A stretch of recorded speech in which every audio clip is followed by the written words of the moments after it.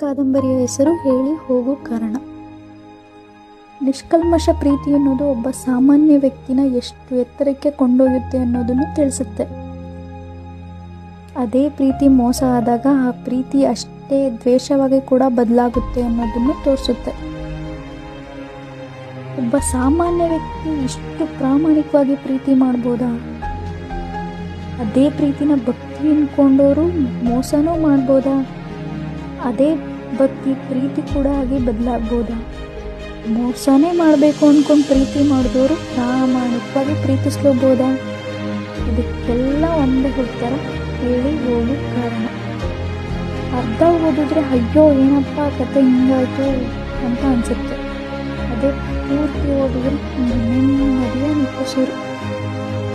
ಕ್ಷಣ ಕ್ಷಣಕ್ಕೂ ಕಾತುರತೆಯನ್ನು ಹೆಚ್ಚಿಸುವ ಈ ಅದ್ಭುತ ಕಾದಂಬರಿಯನ್ನೊಮ್ಮೆ ಓದಿಬಿಡಿ.